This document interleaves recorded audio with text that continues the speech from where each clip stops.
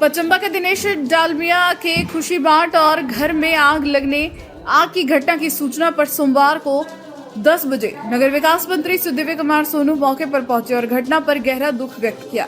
बताया गया कि सोमवार की सुबह लगभग 3 बजे एक 3 मंजिला भवन में आग लगी। बताया गया कि भवन के ग्राउंड फ्लोर पर कपड़े की दुकान है, वहीं ऊपर के माले पर डालमिया परिवार रहता है। बताया गया कि आग लगने के बाद तीनों मंजिल में आग की लपटें पहुंच गई।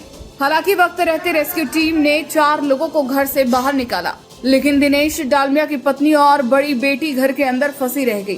काफी मशक्कत के बाद रेस्क्यू टीम अंदर पहुंची तो उनकी पत्नी और बेटी की दम घुटने से मौत हो चुकी थी। घटना को लेकर नगर विकास मंत्री ने कहा कि गिरिडीह में फायर फाइटिंग की सुविधा कमजोर है।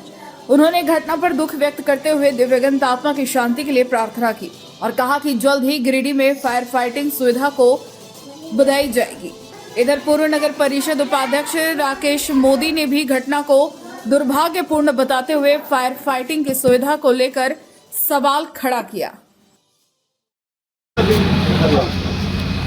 एक दुर्भाग्यपूर्ण घटना घटी है। इस घटना के प्रति बड़ा शोक है। 2 लोगों की महत्वपूर्ण जिंदगियां बचाई नहीं जा सकी।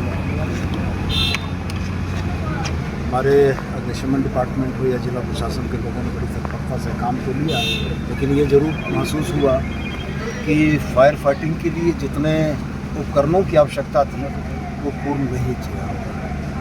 मैंने भी इस विषय को संज्ञान में लिया है और राज्य के स्तर पर फायर फाइटिंग के जो भी ऑपरेटर्स हैं, चाहे फायर टेंडर्स हों, चाहे उनका मास्क हो, चाहे बाकी चीज़ें हों, इनके बारे में हम लोग सरकार के स्तर पर बात करेंगे और हम उम्मीद करते हैं कि बहुत जल्दी उपकरणों की कमी से जूझ रहे फायर ब्रिगेड को हम लोग दुरुस्त करेंगे और ईश्वर से मृतकों की आत्मा की शांति के लिए हम लोग प्रार्थना करते हैं और परिजनों को यह दुख की घड़ी सहन करने की शक्ति दे, यही कामना है। तो अभी तक क्या पता चलता है? जैसे कुल 6 लोगों के बारे में बताया जा रहा था, जिसमें 4 लोग तो सुरक्षित निकाल लिए गए। एक महिला के बारे में जैसा प्रत्यक्षदर्शियों ने बताया कि उनकी डेड बॉडी दिख रही है और एक बच्ची मिसिंग है जो नहीं मिल रही है। लेकिन आग की इंटेंसिटी जो है वो देख के लग तो रहा है कि शायद अनहोनी की ही खबर आए। कुल मिला जुला कर मैं यही कहूँगा कि आग की घटना को रोकना तो संभव नहीं है, लेकिन आग की घटना के बाद जो प्रयास होने चाहिए थे वो प्रयास भी समग्र रूप से हुए, लेकिन उपकरणों की कमी ने कहीं ना कहीं इस काम में बाधा पहुंचाई है और उसको जल्दी से जल्दी दूर करना ही हम लोगों का काम होगा और ईश्वर से हम यही प्रार्थना करेंगे कि दोबारा ऐसे दुर्भाग्यपूर्ण घटना न घटे। आग लगने के क्रम में मैं तो गिरिडीह का दुर्भाग्य ये बोलूँगा। सबसे बड़ी बात यहाँ फायर ब्रिगेड की और फायर फाइटर की जो स्थिति है, मतलब मैं आप फायर ब्रिगेड बोल दीजिए तो हम लोग बोल सकते नहीं है।